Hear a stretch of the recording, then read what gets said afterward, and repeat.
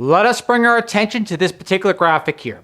What you and I are going to delve in today is basically a lot of unique aspects of creatine that were recently discovered, like sleep deprivation, traumatic brain injury, mitigation, so on and so forth.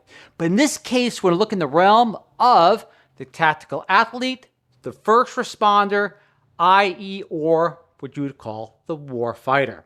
Now, it gives you a brief insight to each potential benefit in regard to creatine. And creatine has a lot of unique positive benefits, especially in regard to like sleep deprivation and so on and so forth.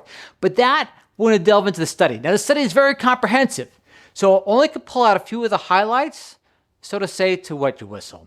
Proceed as follows. Fueling the firefighter and tactical athlete with creatine, a narrative review of a key nutrient for public safety.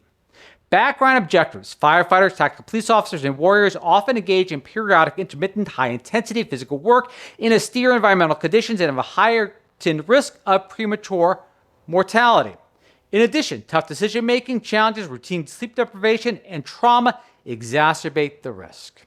Please forgive me if I speak a little fast. We have a lot to go through. Therefore, identifying strategies to bolster these personnel's health and occupational performance is critical. Creatine monohydrate supplementation, CRM, may offer several benefits to firefighters and tactical athletes, police, security, and soldiers due to its efficacy regarding physical performance, muscle, cardiovascular health, mental health, and cognitive performance.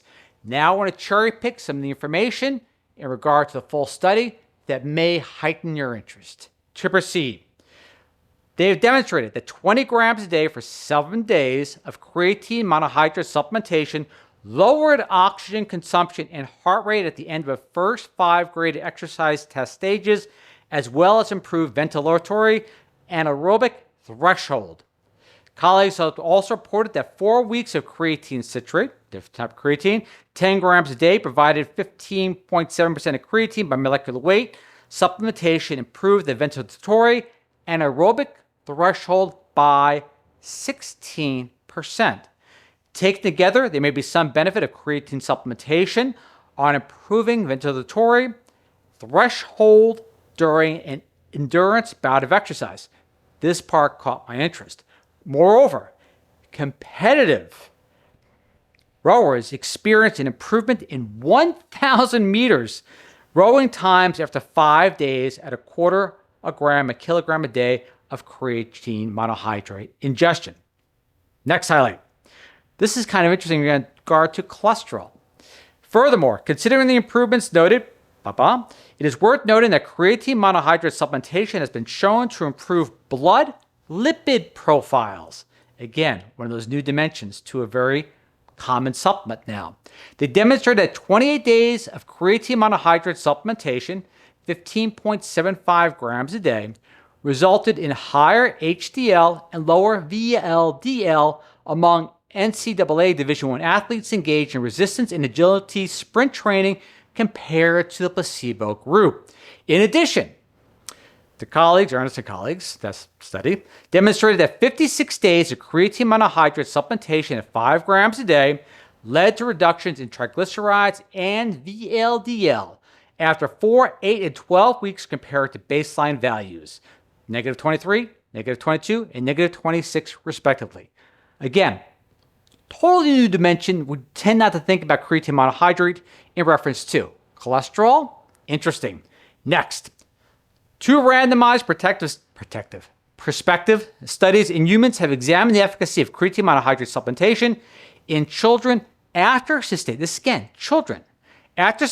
a moderate to severe traumatic brain injury. These open-label studies demonstrated that children supplemented with creatine monohydrate had significantly improved cognition, communication, self-care, personality, and behavior, and considerably reduced occurrences of headaches, dizziness, and fatigue compared to the control group. Based on these preliminary studies, creatine monohydrate shows promise for the management of traumatic brain injury, symptoms under sleep loss, and physiological and psychosocial stress post-acute phase of TBI. last highlight before we go to the conclusion. They assess the impact of a single, I want to reiterate that word, a single creatine monohydrate, 0.35 grams a kilogram on cognitive assessment during a state of sleep deprivation.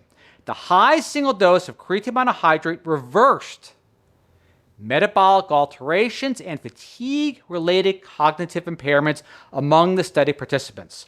While more research is warranted to build upon these findings, especially among firefighters, these results are important for firefighters who often experience periods of sleep loss and sleep deprivation. If you want to pause it and look at it, I gave you a little bit of an idea of the safety profile there and highlight for you to look into your own and make your own judgments. Now, let us proceed to the conclusion. Creatine monohydrate can benefit the firefighters across several domains relevant to firefighting. Future work should emphasize acute and prolonged creatine monohydrate supplementation studies to assess the impact on occupation-specific performance. There is a plethora of evidence to suggest that creatine monohydrate can improve exercise performance and augment training adaptations, which can translate to improved physical and occupational abilities during live fire responses. Creatine monohydrate may also offer a health benefit via its antioxidant, anti-inflammatory, another dimension to creatine that not a lot of people are aware of, properties, which can improve cardiovascular health and brain health outcomes. Firefighters who are susceptible to brain injury, concussion, and stress sleep loss could benefit from creatine monohydrate supplementation, particularly at a high dose, 20 to 30 grams. The reason I say a higher dose, if you delve into the study, requires maybe a little more or longer period of supplementation to get past that blood-brain barrier. This area is of particular interest for future research, especially concerning the tactical athlete, i.e. warfighter, first responders.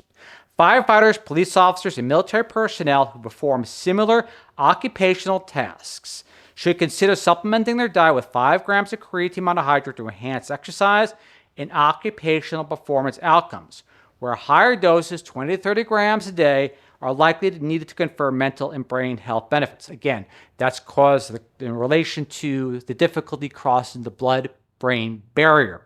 But it is really very, very interesting and exciting to see information like that, taking what is now a very common supplement and elucidating potential other benefits in regard to Krebs cycle, citric acid cycle, brain metabolism, so on and so forth, in regard to people that are just going beyond just like performance enhancements in the gym, but actually occupational benefits in reference to supplementation of creatine monohydrate. Again, the link will be there for the study for you to delve in on your own. Tons of great information. We didn't have time to cover all, obviously, just pick a few highlights. But again, gratitude to the researchers.